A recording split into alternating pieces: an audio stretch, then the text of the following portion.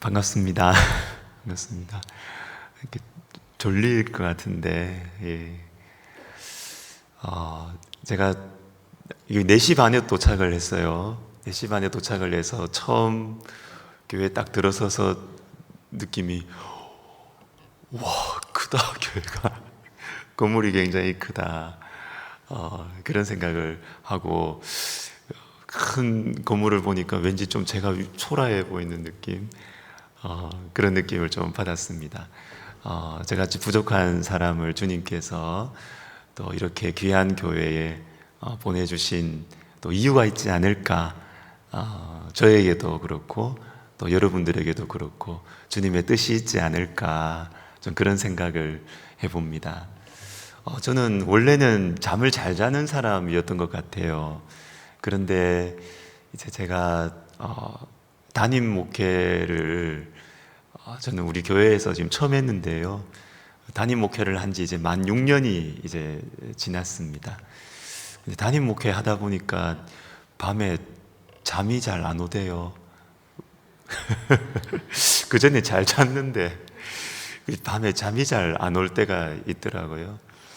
근데 밤에 잠 안 잘 때 제 마음을 이렇게 살펴보면 참 하여튼 뭐만 생각을 다 해요.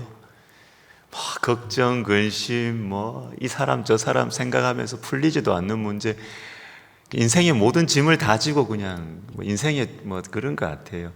그런데 새벽에 일어나서 기도의 자리에 오면 그 고민이 사라지고, 하나님의 능력이 느껴지고요. 하나님께서 지혜를 주시고, 품을 수 없는 사람 다시 한번 품어보자는 사랑의 용기도 생기고 그렇더라고요. 여러분, 밤은 사람의 시간이에요. 그러나 새벽은 하나님의 시간인 줄로 믿으시기를 바랍니다. 밤은요, 내 감정의 논리에 휘말리는 시간이에요. 그러나 새벽은 하나님의 손을 붙드는 그런 시간인 것입니다. 새벽 기도에 관한 어떤 목사님 책을 보니까 이런 문장이 있더구만요. 새벽 기도는 하나님의 얼굴을 뵙기 전에는 이 땅의 것들을 보지 않겠다는 결단입니다. 너무 멋있지 않습니까? 새벽 기도한다라는 것은 내가 앞으로 오늘 하루를 살아가야 되는 것들을 생각하면, 이 미팅도 있고 이 일도 있고 또 저 인간도 있는데 그 사람 만나기 전에, 그 일을 만나기 전에 내가 하나님의 얼굴을 보고 그 사람을 만나겠다. 내가 하나님의 얼굴을 보고 이 일을 다시 시작하겠다라는 그 마음의 결심인 것입니다. 여러분, 새벽에 잘 오셨습니다. 특별히 우리 젊은 분들, 우리 또 다음 세대 우리 아이들, 새벽을 깨우면 그냥 그 인생은 되는 겁니다. 정말 되는 겁니다. 그냥 밤에 커피 마시느라고 폼 잡고 분위기 잡고 있지 마시고요. 그냥 새벽에 밤을 포기하십시오. 정말 여러분이 앞으로 무슨 일을 할지, 어떤 비전을 가지고 살아가야 될지, 또 어떤 직업을 가지고 살아가야 될지, 사실 그거는 별로 중요하지 않아요. 그런데 여러분들이 인생을 성공이란 말이 좀 여러분 어떻게 들릴지 모르겠지만, 여러분의 인생이 하나님 앞에서 그리고 사람들 앞에서 성공적인 삶을 살 수 있는 정말 중요한 방법, 너무너무 좋은 방법을 하나 가르쳐 드린다면 밤을 포기하고 새벽을 선택하십시오. 그러면 되는 겁니다. 실제로요, 밤에 하는 공부의 한 2-3시간보다 새벽에 공부하는 1시간이 훨씬 효율이 높아요. 그래서 여러분, 밤을 포기하시고 새벽을 선택하시는 저와 여러분 되시기를 예수님의 이름으로 축복합니다. 오늘 설교의 제목은 큰 비전 그리고 한 사람입니다. 큰 비전과 한 사람. 오늘 본문에 나오는 이 사도 바울의 가슴에는 큰 비전이 있었어요. 제가 2말씀만 읽어드릴게요. 로마서 11장에 이는 만물이 주에게서 나오고 주로 말미암고 주에게로 돌아갑니다. 그에게 영광이 세세에 있을지어다. 얼마나 비전이 커요. 사도 바울의 가슴 속에는 만물이 있었어요. 만물. 그리고 주님의 영광을 생각할 때도 세세에 있는 주님의 말씀, 이 한 세대만이 아니라 내 인생만이 아니라 대대로 주님의 영광이 있을 것을 소망하는 그런 큰 비전이 사도 바울 속에 주님이 주셨어요. 그리고 에베소서 1장 10절에 보면요, 하늘에 있는 것이나 땅에 있는 것이 다 그리스도 안에서 통일되게 하려 하심이라. 예? 통일되는데 그냥 너하고 내하고 통일되자 이 정도가 아니고요, 하늘에 있는 것과 땅에 있는 것, 상상할 수도 없는 하늘에 있는 것들, 그리고 내가 보고 느끼고 꿈꿀 수 있는 이 땅에 있는 것들이 통일되는 그 비전을 하나님께서 사도 바울 속에 허락해 주신 것입니다. 큰 비전을 주셨어요. 특별히 오늘 우리가 읽었던 이 본문 말씀인 디모데후서는요, 사도 바울의 마지막 서신이에요. 마지막 서신.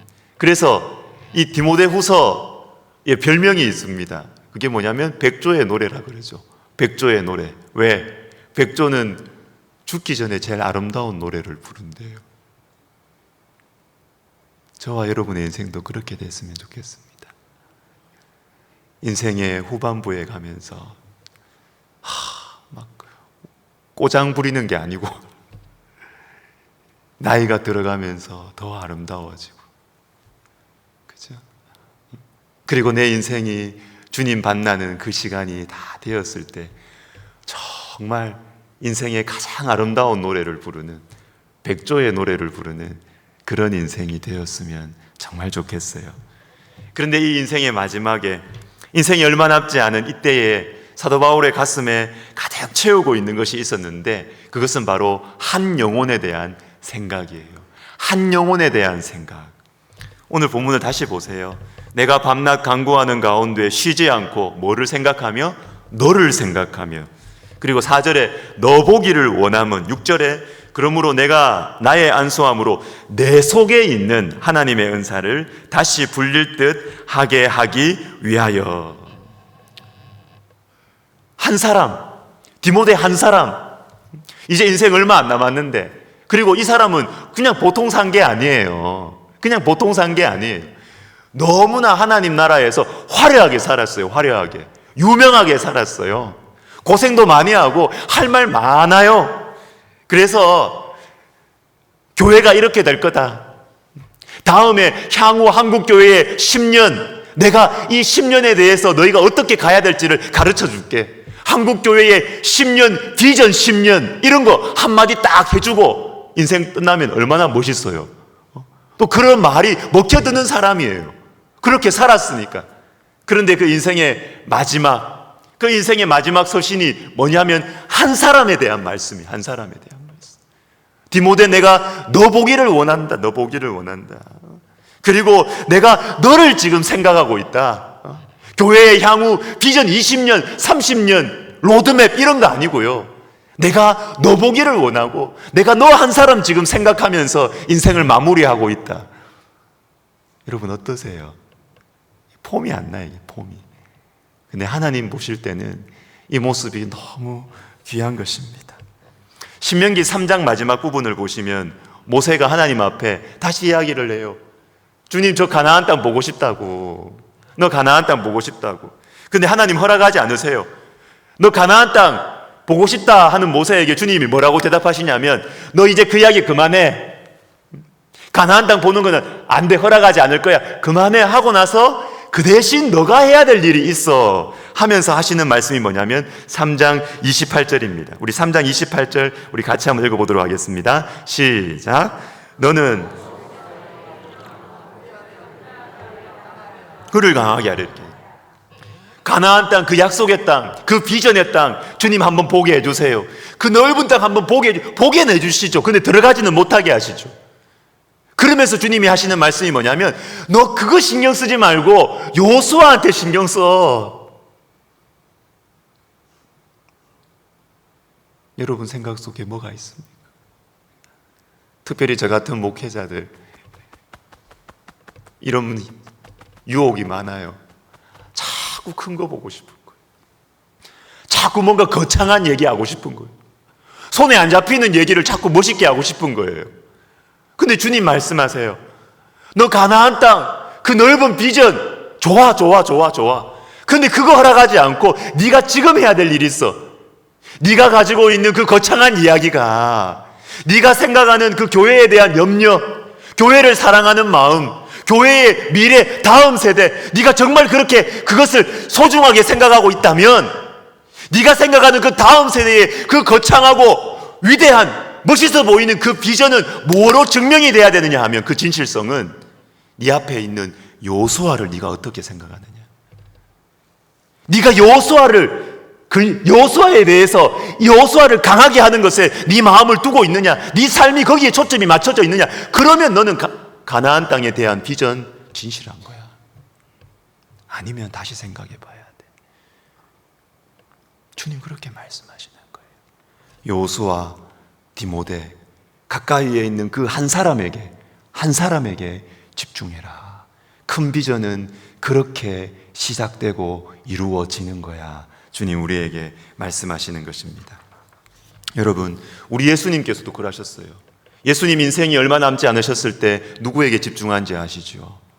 요한복음 13장부터 16장이 그게 대표적인 예예요. 우리 주님은 인생 얼마 남지 않으셨을 때, 이제 십자가를 지으러 가야 하셨을 때, 마지막 이 13장부터 16장 이 제자들에게 주님께서 말씀해 주셨습니다. 제자들에게 사랑과 성령을 말씀해 주셨죠. 제자들에게, 이 소수의 사람들에게 주님께서 집중하시면서 말씀을 가르쳐 주시고 섬기셨던 것입니다. 여러분, 이것이 바로 하나님께서 일하시는 방식이에요. 하나님의 마음인 것입니다.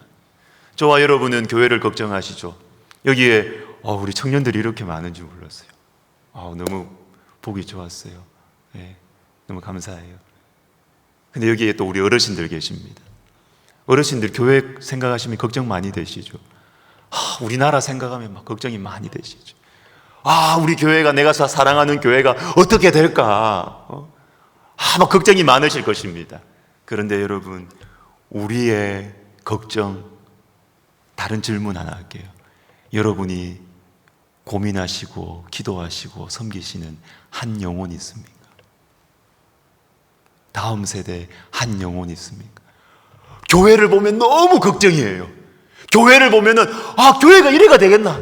우리 교회는 이렇게 돼야 되겠는데, 이런 생각을 하시지만 혹시 그 생각과 동시에 청년 한 사람이 지나갈 때 예쁘게 보입니까? 저 청년한테 내가 밥 한 번 사주고 싶다 하는 마음이 듭니까? 저희 아버지 장로님이시거든요. 저희 아버지가 그러세요. 제가 우리 엄마한테는 어머니가 안 돼요. 엄마예요, 엄마. 아직까지 저는. 그 엄마하고 전화를 자주 합니다. 전화 자주 하는데 한 번은 그럽니다. 우리 그 담임 목사님하고 교역자님들 모시고 아버지가 식사 한번 대접하고, 저희 아버지 원로 장로님이신데요. 식사 한번 대접하려고 그런다 그래요. 그래서 제가 잘하셨다고, 너무너무 잘하셨다고 그러면서 제가 우리 아버지하고 어머니한테 부탁을 했습니다. 괜히 목사님하고 부교육자분들 모셔놓고 앞에서 교회가 이래야 되니 저래야 되니 제발 그 말 하지 마라고 제가 담임 목사로서 부탁을 한다고. 그 대신 그냥 1년에 한 2번 정도 맛있는 것만 사주시고 그냥 가만히 계시면 된다고. 제가 우리 아버지한테, 저희 아버지가 우리 고향 교회에서 조금 힘 있는 장로님이시거든요. 교회에 문제가 생기면 저희 아버지한테 다 와요. 다 와서. 그래서 아버지한테 부탁했어요. 아버지, 그냥 사랑해 주세요.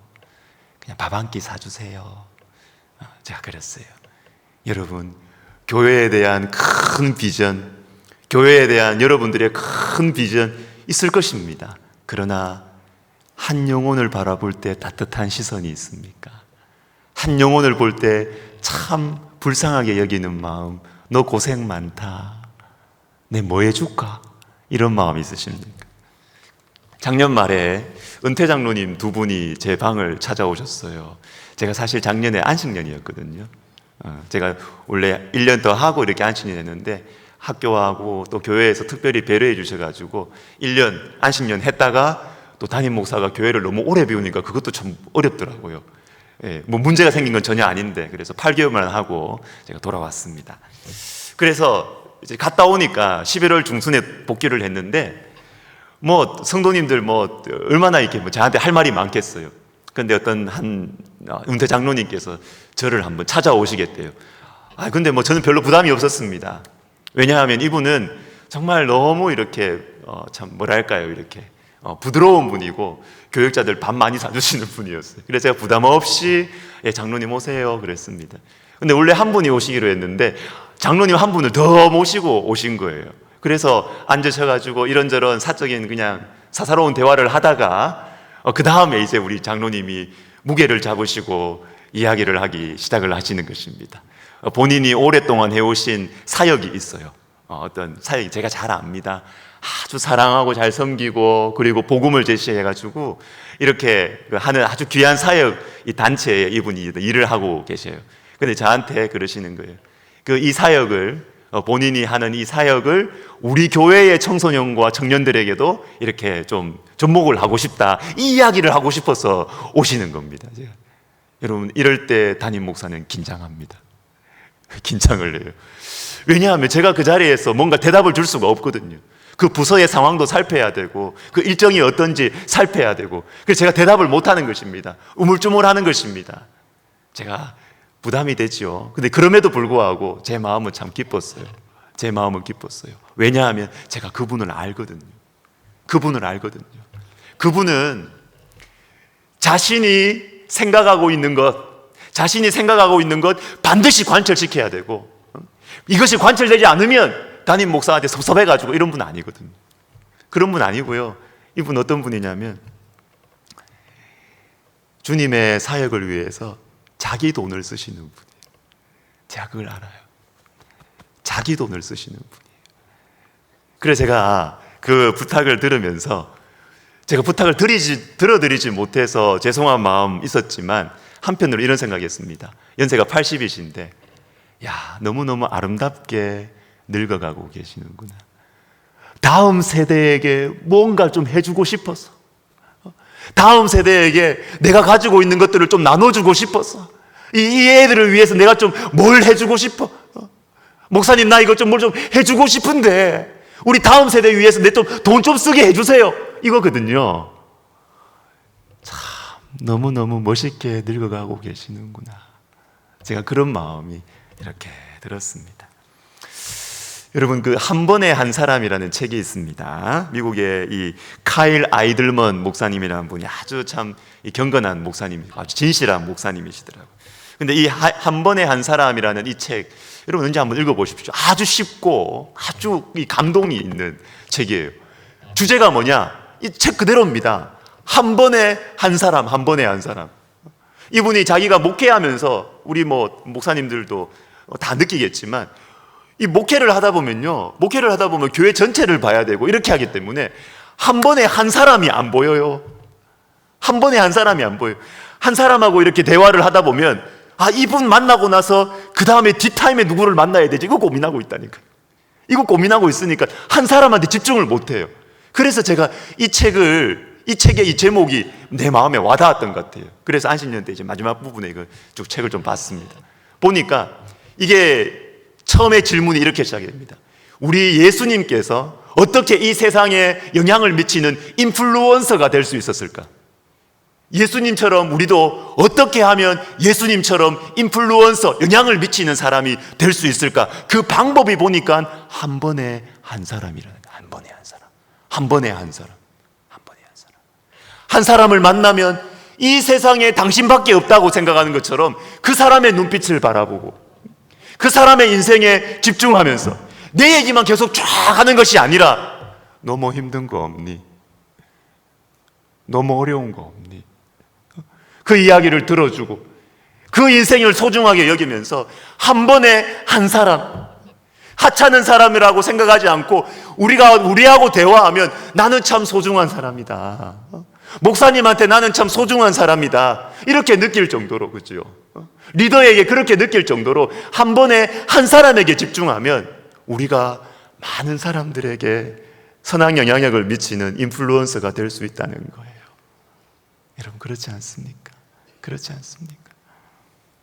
저는 목사님 잠깐 소개해 주셨지만 저는 대학교 1학년 때부터 광화문에 있는 내수동 교회를 이렇게 나왔어요.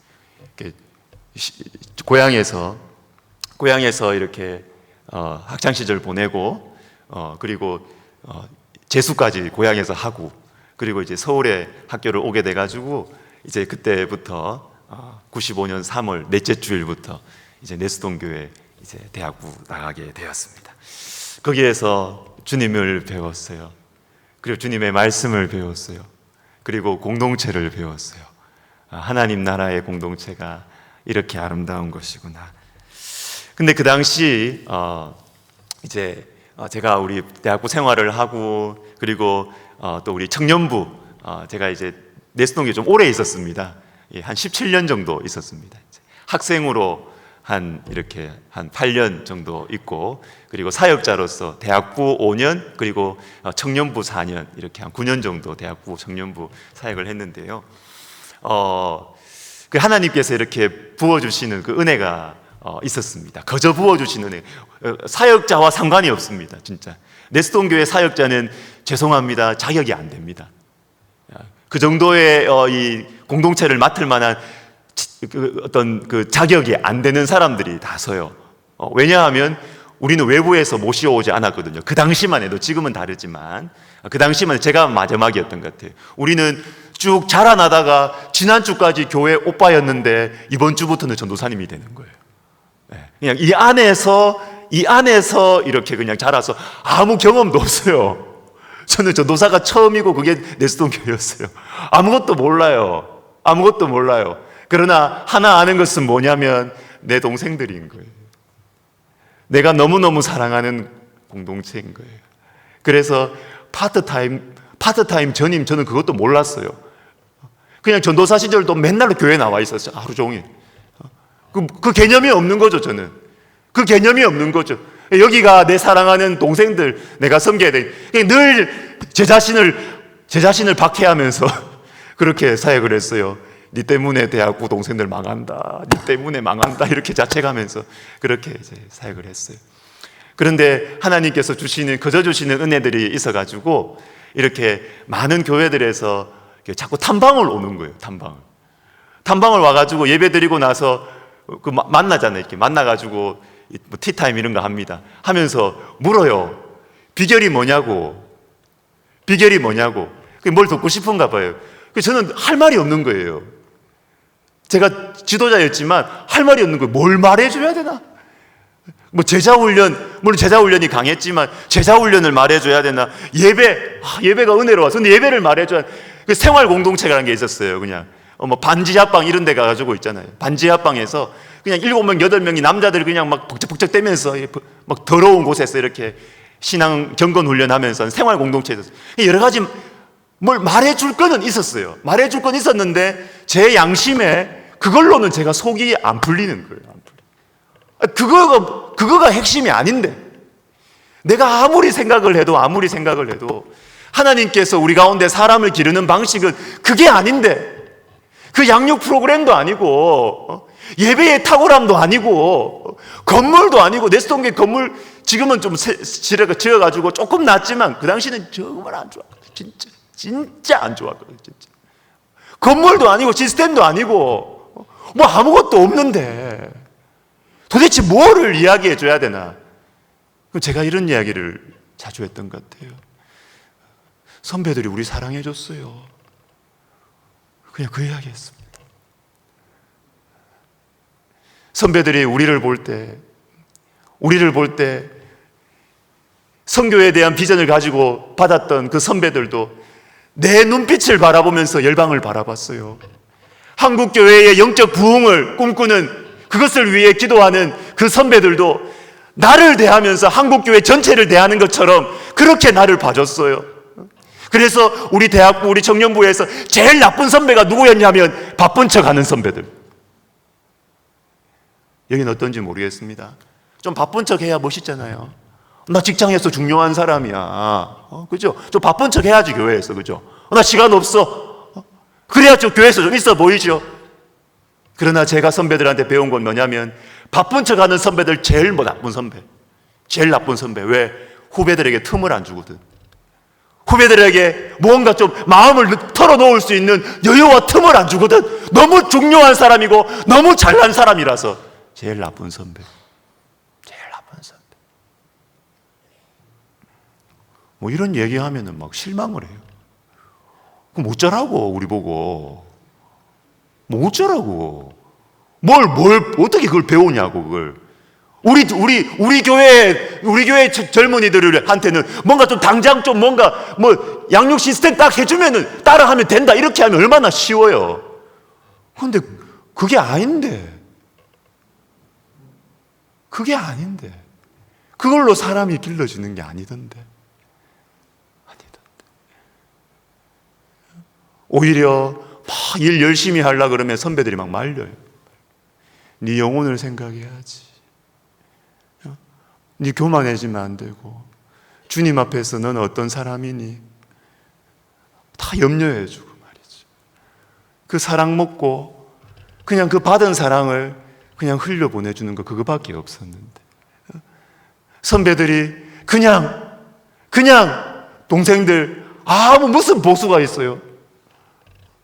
아무 대가도 없는데 그냥 동생들한테 시간 내주고 자기는 돌아가서 연구실에서 막 밤새고 울면서 돌아가고 공부하고 그냥 그렇게 살았어 말이야. 그렇게 살았어. 그 사랑을 받았기 때문에 나도 그렇게 해야 되는구나. 그래서 동생들 집에 불러가지고 성경 공부하고 그냥 그렇게 받은 사랑 흘려보내준 것밖에 없는데,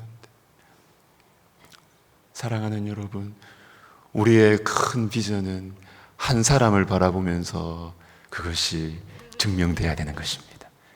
교회를 향한 여러분의 그 거창한 이야기들, 국가를 향한 여러분의 그 거창한 이야기들, 그 진실성은 한 사람을 섬기는 것으로, 한 사람에 대한 우리의 손과 발로 그 진실성은 증명이 되는 것입니다. 러시아의 대문호인 도스토옙스키가 카르마조프의 형제들이라는 책에서 이런 말을 해요. 내가 스스로 놀라는 일은 내가 인류 전체를 사랑할수록 하나하나에 대한 사랑은 오히려 점점 줄어든다는 사실이다. 공상 속에서는 지극히 열정적으로 인류에 대한 봉사를 꿈꾸어 보기도 하고, 만일 어떤 기회에 갑자기 그럴 필요가 생긴다면 실제로 인류를 위해 십자가에 못 박힐 수도 있을 것 같은 심정이지만, 그러면서도 나는 그 어떤 사람과도 단 이틀도 한 방에서 지낼 수가 없다. 우리가 인생이 그런 존재입니다. 거창한 이야기를 할수록 가까이에 있는 사람들 잘 안 돌봐요.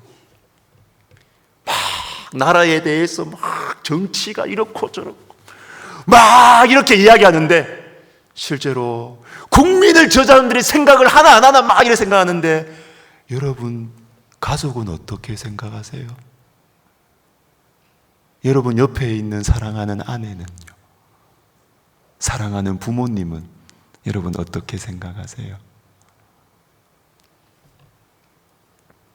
제가 어제, 시간이 길어지는데 어제 우리 신대원의 우리 신대원의 개강 수련회 했습니다. 오전 10시부터 오후 밤 10시까지 강사님 두 분 모셨는데, 한 분이 그 검단중앙교회라고 인천에 한 제적 10,000명 정도, 10,000명이 넘는 우리 교단교회 목사님이신데요.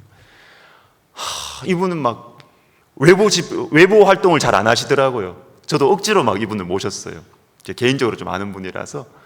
그런데 이분이 오셔가지고 나는 밖에 나올 시간이 없다 그러시면서, 우리 교회 막 제자훈련 돌아가면 막 250명, 300명이 그냥 늘 학기마다 오기 때문에 자신하고 사모하고 막 이렇게 정신이 없다는 거예요. 정신이 없다는 거예요.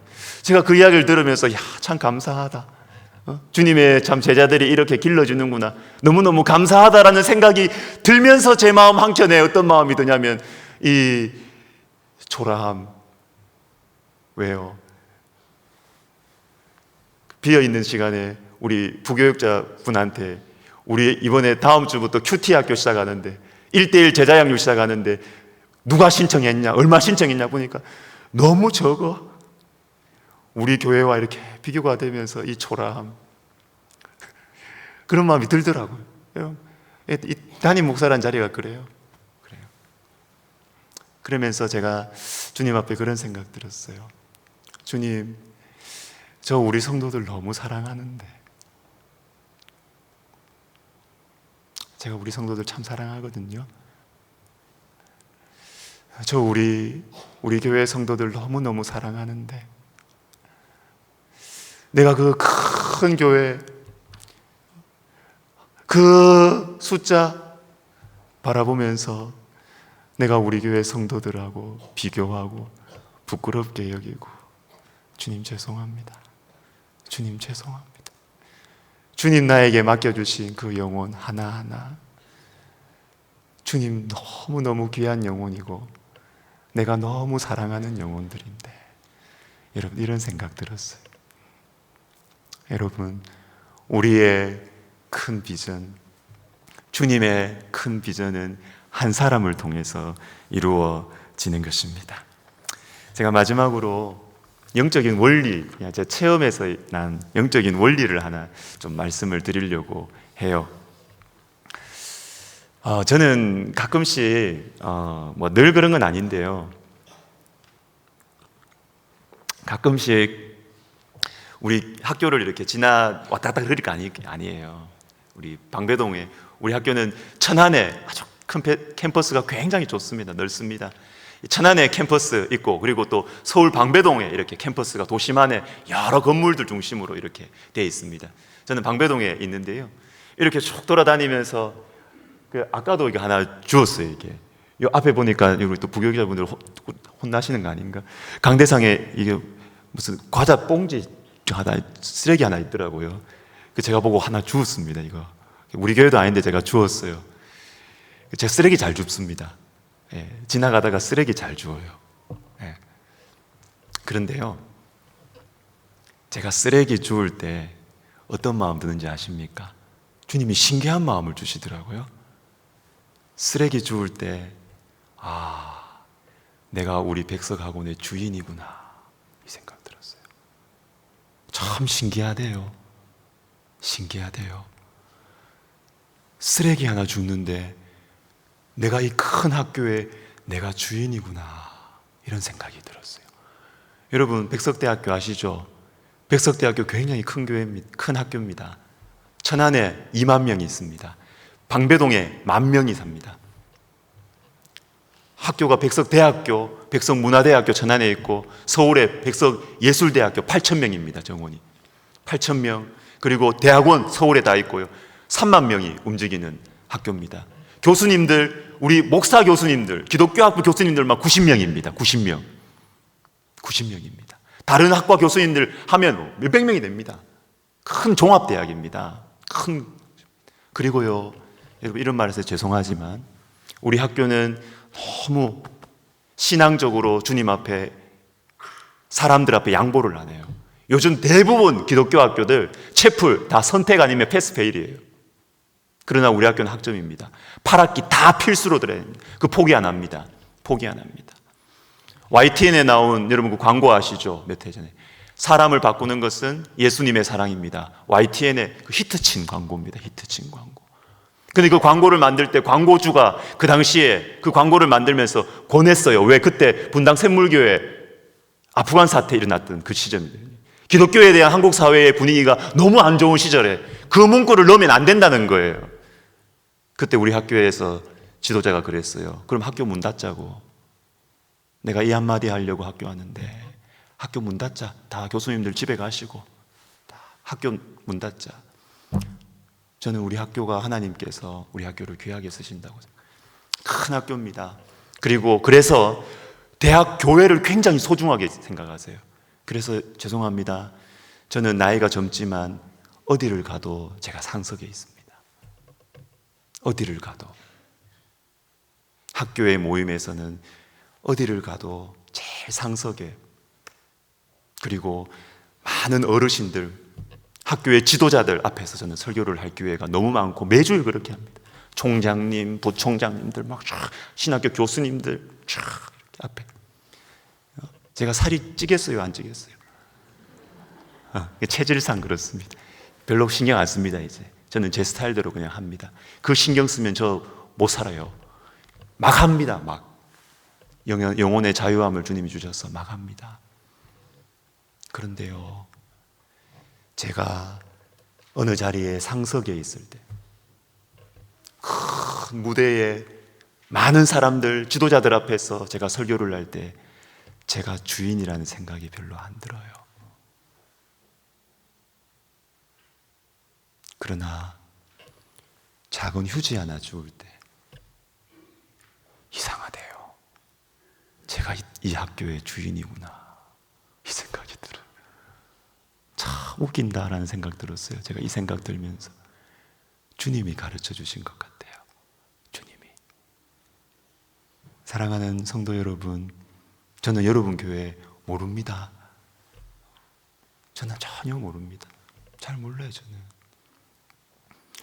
여러분 교회에 다 주인 되시기를 바랍니다. 다 교회의 주인 되십시오. 주인. 근데 어떻게 하면 주인 되시는지 아십니까? 회의할 때 똑똑한 소리 한번 딱 해주는 거, 그 주인 아니에요. 진짜 주인은요, 휴지 하나 줍는 거예요. 휴지가 자꾸 눈에 보여요. 나는 바쁘고 소중한 사람이라서 휴지 주울 그런 사람이 아니다. 주인 아니에요.